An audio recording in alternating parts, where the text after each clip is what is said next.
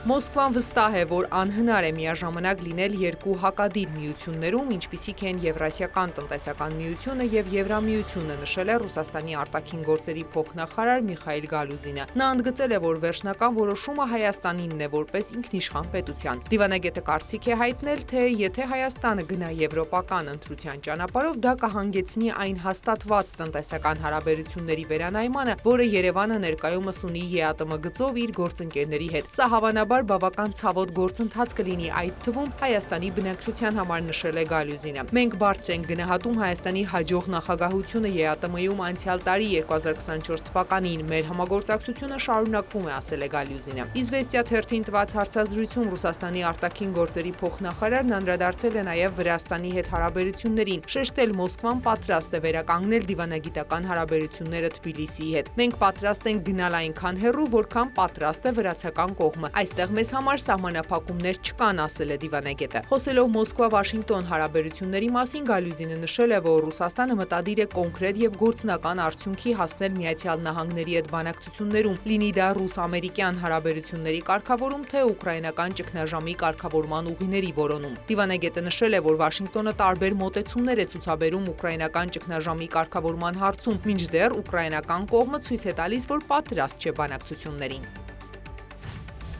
Միացյալ Նահանգների եւ Իրանի միջև բանակցությունների երկրորդ փուլը տեղի կունենա Եվրոպայում։ Խորհրդանին ներկայացված զեկույցում հայտարարել է Իրանի փոխարտգործնախարար Մաջիդ Թախտ Ռավանչին։ Էքսիսի տվյալով բանակցությունները կարող են տեղի ունենալ Հռոմում։ Իրանցի եւ ամերիկացի պաշտոնյաները կլինեն նույն սենյակում։ Չնայած բանակցությունների երկրորդ փուլը Օմանում չի կայանա, օմանցի միջնորդները ներկա կլինեն նաեւ այս հանդիպմանը։ Միացյալ Նահանգների եւ Իրանի միջև բանակցությունների առաջին փուլը տեղի է ունեցել ապրիլի 12-ին Մուսկատում Օմանի արտգործնախարարի նստավայրում։ ԱՄՆ նախագահն անդրադառնալով Իրանի հետ բանակցություններին հայտարարել է, որ ծրագրում է շուտով որոշում կայացնել Իրանի վերաբերյալ։ Մենք շատ շուտով որոշում կկայացնենք, ասել է Թրամփը։ Իրան-ԱՄՆ բանակցությունների առաջին փուլից հետո կողմերը կառուցողական են գնահատել միջուկային ծրագրի շուրջ բանակցությունների մեկնարկը։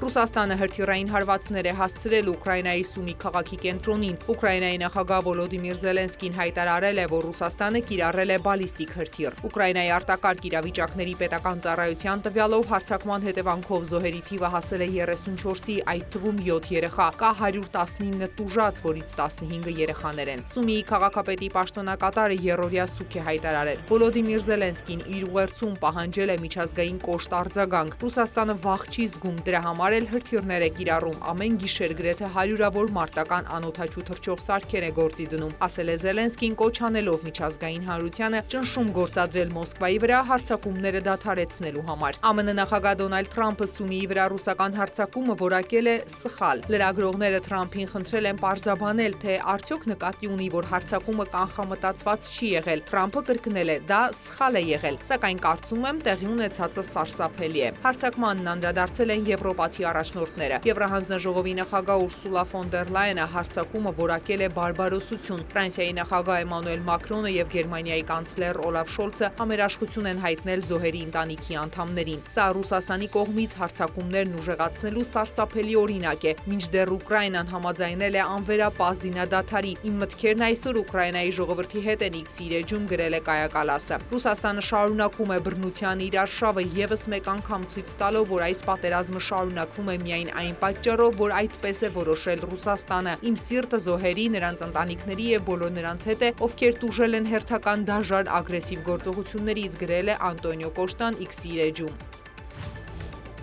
Գերմանիան պատրաստ է Տաուրուս հրթիռներ փոխանցել Ուկրաինային, հայտարարել է երկրի ապագա կանցլեր Ֆրիդրիխ Մերցը։ Նա դատապարտել է Ռուսաստանի հրթիռային հարվածը Սումիի վրա, այն որակելով ռազմական հանցագործություն եւ ընդգծել, որ Ուկրաինային պետք է օգնել, որպեսզի Կիևը ստիպի Պուտինին զիջումների գնալ։ Մերցը հաստատել է, որ պատրաստ է մատակարարել Տաուրուս հրթիռները, եթե դա համաձայնեցվի եվրոպացի գործընկերների հետ։ Լյուքսեմբուրգում Եվրամիության 27 երկրների արտգործնախարարներ կքննարկեն Ուկրաինայի ճգնաժամը։ Լրատվամիջոցները գրում են, որ այսօրվա հանդիպման առանցքում Կիևին ռազմական օգնության տրամադրումն է, ԱՄՆ բանակցությունները Ռուսաստանի եւ Ուկրաինայի հետ, ինչպես նաեւ անվտանգության երաշխիքները։ Եվրամիության դիվանագետների քննարկումների օրակարգում է լինելու նաեւ իրավիճակը Մերձավոր Արևելքում, այդ թվում Գազայի հակամարտությունը եւ Սիրիայում տեղի ունեցող զարգացումները։ Մերի Ներսիսյան, լուրեր։